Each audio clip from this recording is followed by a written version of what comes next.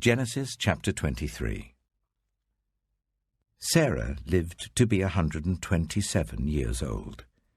She died at Kiriath Arba, that is Hebron, in the land of Canaan. And Abraham went to mourn for Sarah and to weep over her. Then Abraham rose from beside his dead wife and spoke to the Hittites. He said, I am a foreigner and stranger among you.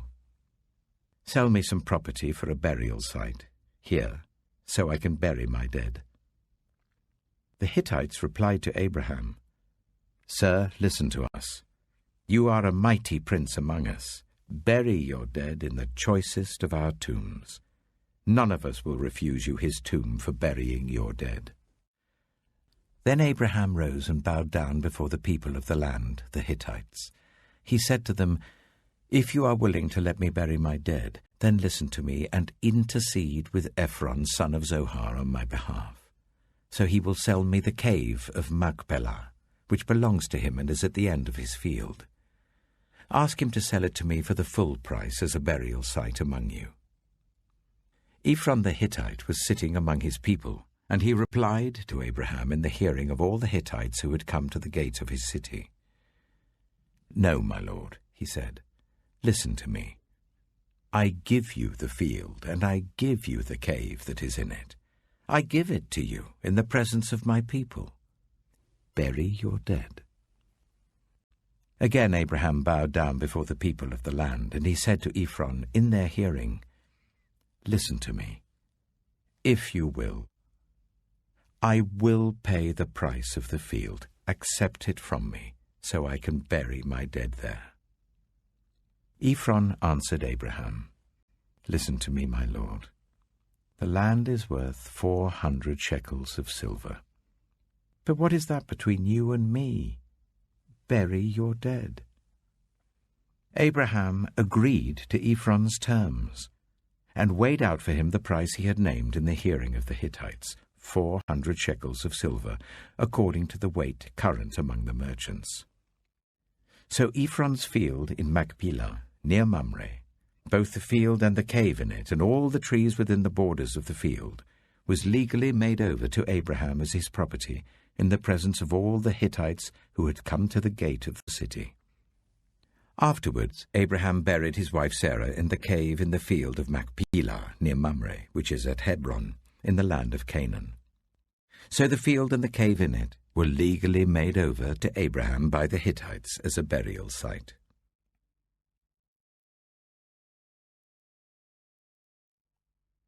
Genesis chapter 24. Abraham was now very old, and the Lord had blessed him in every way. He said to the senior servant in his household, the one in charge of all that he had, Put your hand under my thigh.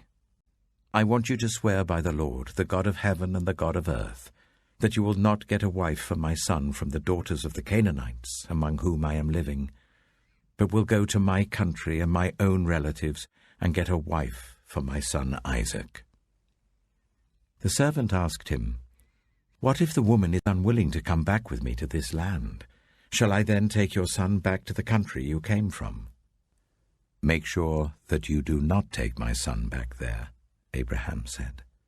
The Lord, the God of heaven, who brought me out of my father's household and my native land, and who spoke to me and promised me on oath, saying, To your offspring I will give this land, he will send his angel before you, so that you can get a wife for my son from there. If the woman is unwilling to come back with you, then you will be released from this oath of mine. Only do not take my son back there. So the servant put his hand under the thigh of his master Abraham, and swore an oath to him concerning this matter. Then the servant left, taking with him 10 of his master's camels, loaded with all kinds of good things from his master. He set out for Aram Naharaim, and made his way to the town of Nahor. He made the camels kneel down near the well outside the town. It was toward evening, the time the women go out to draw water. Then he prayed, Lord, God of my master Abraham, Make me successful today and show kindness to my master Abraham. See, I am standing beside this spring, and the daughters of the townspeople are coming out to draw water. May it be that when I say to a young woman, 'Please let down your jar that I may have a drink,' and she says, 'Drink, and I'll water your camels too.' Let her be the one you have chosen for your servant Isaac. By this I will know that you have shown kindness to my master." Before he had finished praying, Rebekah came out with her jar on her shoulder. She was the daughter of Bethuel, son of Milcah, who was the wife of Abraham's brother Nahor. The woman was very beautiful, a virgin.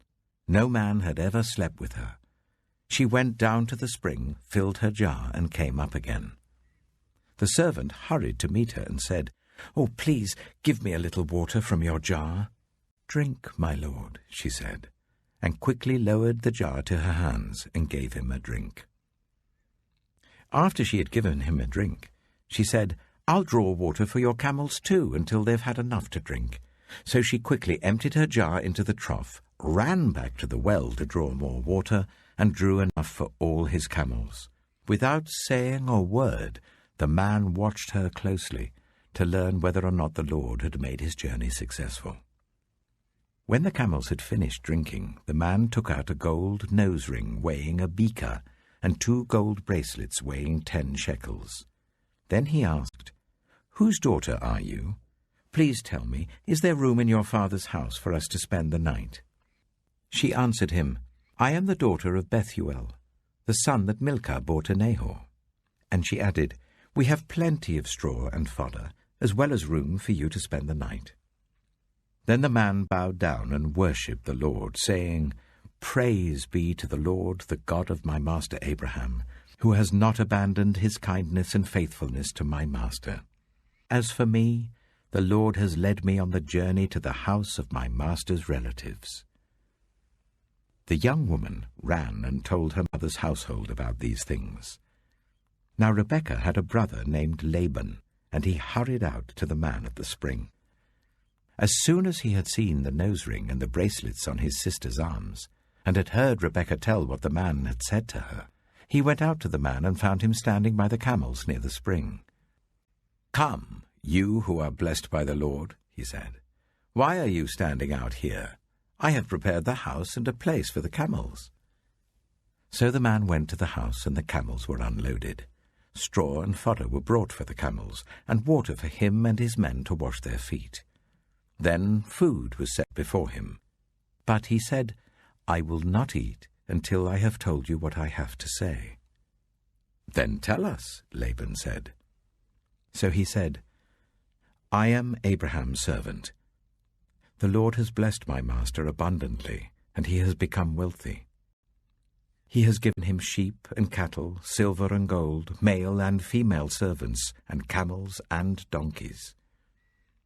My master's wife, Sarah, has borne him a son in her old age, and he has given him everything he owns. And my master made me swear an oath, and said, 'You must not get a wife for my son from the daughters of the Canaanites in whose land I live, but go to my father's family, to my own clan, and get a wife for my son.' Then I asked my master, 'What if the woman will not come back with me?' He replied, 'The Lord before whom I have walked faithfully will send his angel with you and make your journey a success, so that you can get a wife for my son, from my own clan and from my father's family. You will be released from my oath if, when you go to my clan, they refuse to give her to you. Then you will be released from my oath.' When I came to the spring today, I said, 'Lord God of my master Abraham, if you will, please grant success to the journey on which I have come. See, I am standing beside this spring.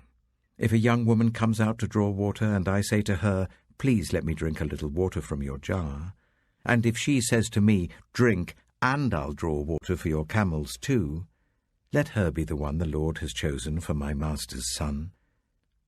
Before I finished praying in my heart, Rebekah came out with her jar on her shoulder. She went down to the spring and drew water, and I said to her, Please give me a drink." She quickly lowered her jar from her shoulder and said, "Drink, and I'll water your camels too." So I drank, and she watered the camels also. I asked her, "Whose daughter are you?" She said, "The daughter of Bethuel, son of Nahor, whom Milcah bore to him." Then I put the ring in her nose and the bracelets on her arms, and I bowed down and worshipped the Lord. I praised the Lord, the God of my master Abraham, who had led me on the right road to get the granddaughter of my master's brother for his son. Now, if you will show kindness and faithfulness to my master, tell me. And if not, tell me, so I may know which way to turn." Laban and Bethuel answered, "This is from the Lord. We can say nothing to you one way or the other. Here is Rebekah. Take her and go, and let her become the wife of your master's son, as the Lord has directed."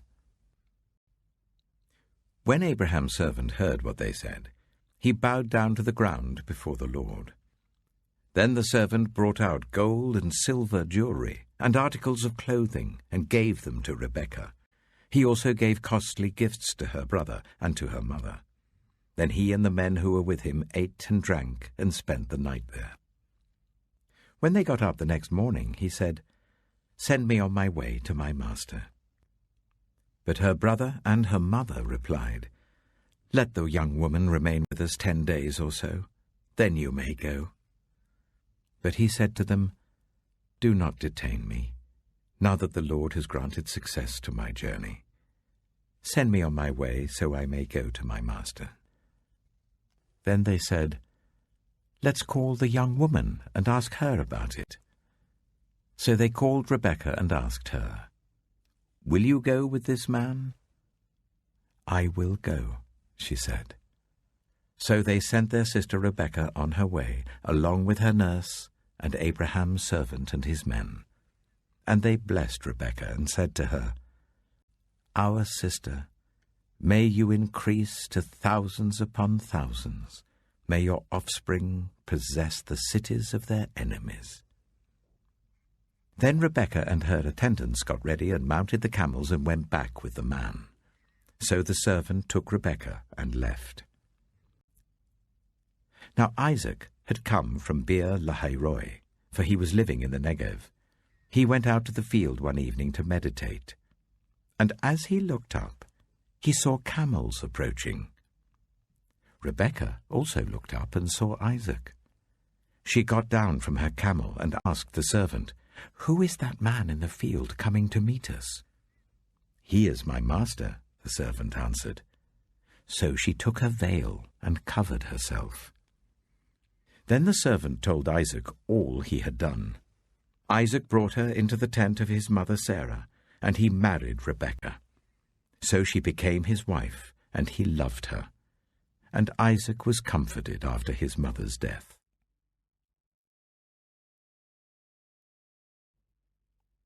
Genesis chapter 25. Abraham had taken another wife, whose name was Keturah. She bore him Zimran, Jokshan, Medan, Midian, Ishbak, and Shua. Jokshan was the father of Sheba and Dedan. The descendants of Dedan were the Ashurites and Letoshites and the Lumites. The sons of Midian were Ephah, Epher, Hanok, Abida, and Eldaah. All these were descendants of Keturah. Abraham left everything he owned to Isaac. But while he was still living, he gave gifts to the sons of his concubines and sent them away from his son Isaac to the land of the east.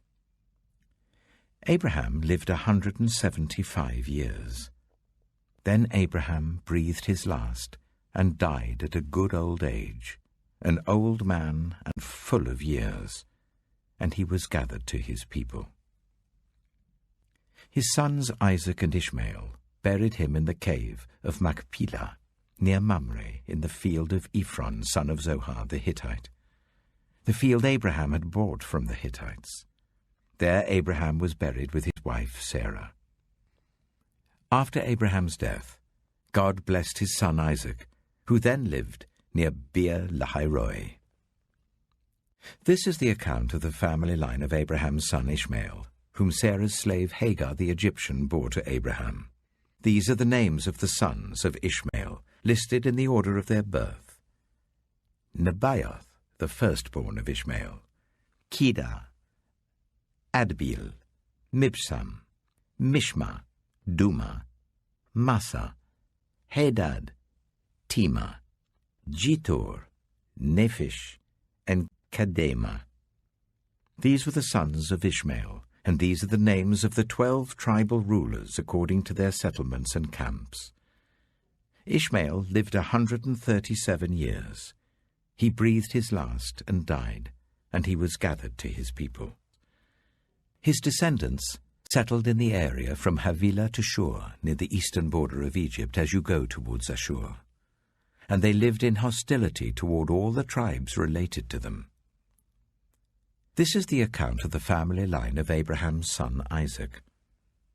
Abraham became the father of Isaac, and Isaac was 40 years old when he married Rebekah, daughter of Bethuel the Aramean from Paddan Aram, and sister of Laban the Aramean.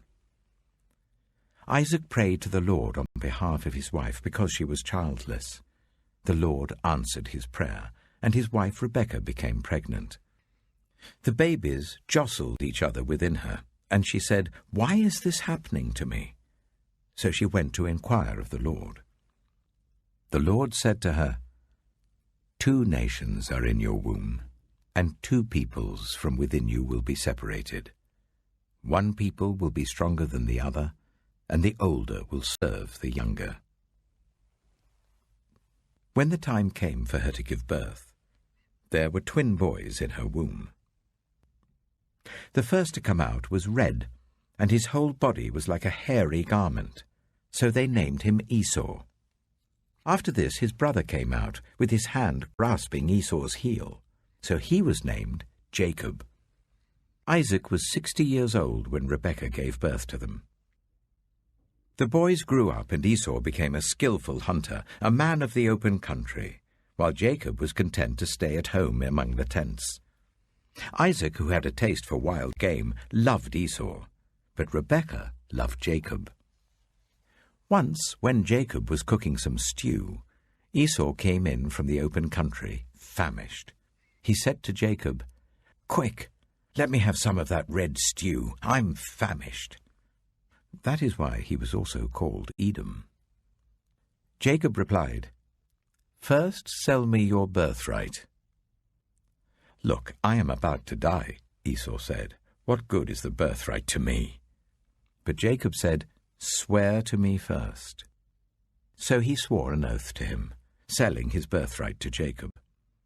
Then Jacob gave Esau some bread and some lentil stew. He ate and drank, and then got up and left.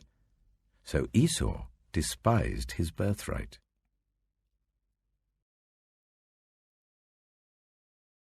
Matthew chapter 7. Do not judge, or you too will be judged. For in the same way as you judge others, you will be judged, and with the measure you use, it will be measured to you. Why do you look at the speck of sawdust in your brother's eye and pay no attention to the plank in your own eye? How can you say to your brother, "Let me take the speck out of your eye," when all the time there is a plank in your own eye?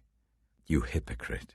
First take the plank out of your own eye, and then you will see clearly to remove the speck from your brother's eye. Do not give dogs what is sacred. Do not throw your pearls to pigs. If you do, they may trample them under their feet and turn and tear you to pieces. Ask, and it will be given to you. Seek, and you will find. Knock, and the door will be opened to you. For everyone who asks receives, the one who seeks finds, and to the one who knocks the door will be opened.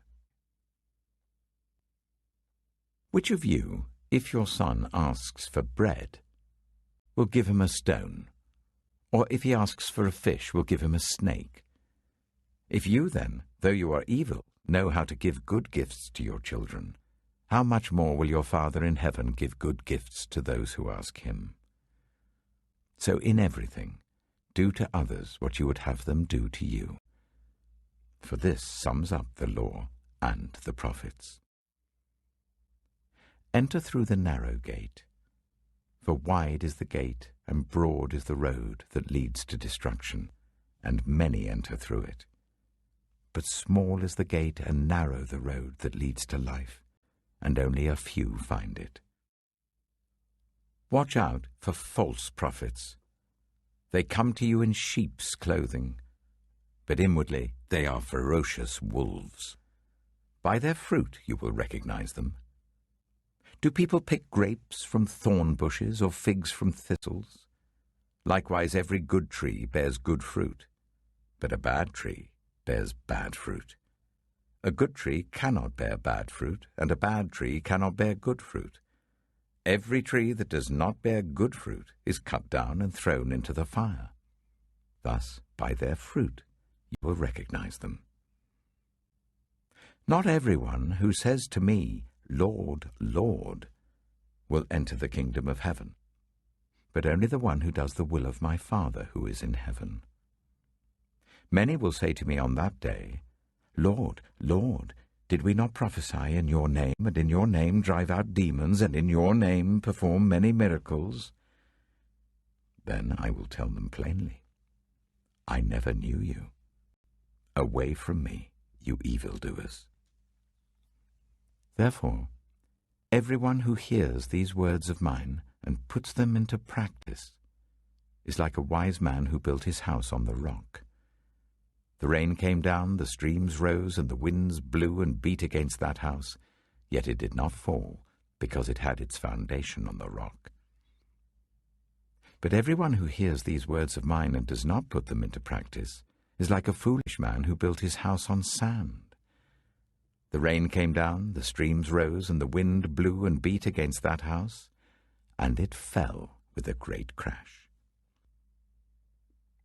When Jesus had finished saying these things, the crowds were amazed at his teaching, because he taught as one who had authority, not as their teachers of the law.